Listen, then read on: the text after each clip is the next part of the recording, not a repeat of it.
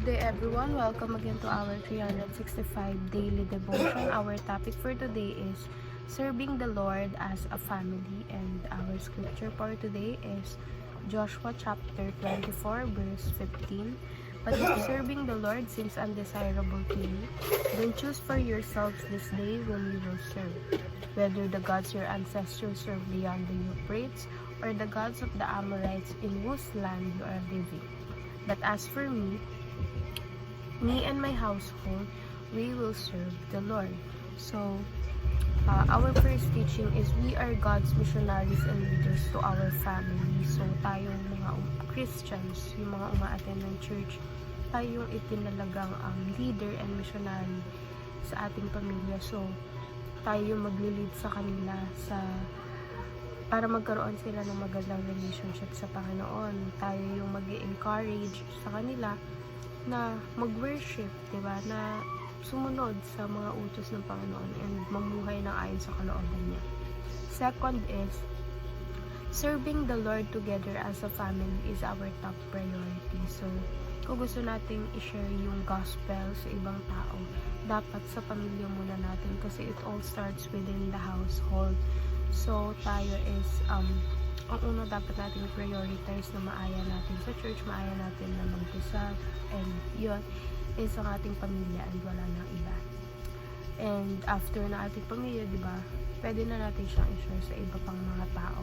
Third is, our spiritual legacy is our greatest joy now and throughout eternity. So, spiritual legacy, ibig sabihin ng legacy, parang this is something that you want to remember of. So, gusto mo matandaan ka bilang ikaw yung, alam mo yun, for example, pumanaw ka na, and ikaw yung matatandaan ka nila as a person na ikaw yung nagpakilala sa kanila sa Panginoon, ikaw yung nag-encourage sa kanila, and that will be our greatest joy throughout eternity. Ibig sabihin, hindi lang siya joy na nandito ka sa mundo, hindi lang yun, kundi sa kahit sa afterlife, diba? Magkakaroon ka ng joy. And moving on to application, start praying for the salvation of each of our family members. So, ipag-pray din natin yung salvation nila and magkaroon sila ng magandang relationship sa Panginoon, because ayaw natin na tayo lang maligtas. Of course, gusto din natin maligtas yung mga mahal natin sa buhay, especially our family.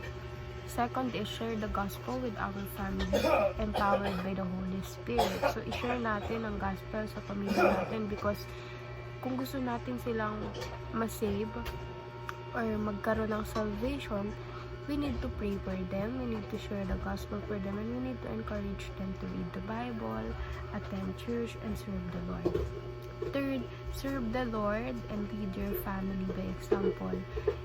Kahit matanda or bata, you can lead your family on a spiritual basis. Pagsilbihan mo yung Panginoon, then makikita ka ng pamilya mo na nagsisilbi sa Panginoon, and then you will lead them. Magiging magandang example ka sa kanila para sila din is maengganyo. Kung ang laki ng binabago sa'yo ng Panginoon, baka sa kanila din. Alam mo yung parang makikita ka ng mga tao and mapapansin nila na malaki yung pinagbago mo. So, may engganyo sila na kilalanin din si Christ. So, yun lamang po, and see you again on our next 365 daily devotion.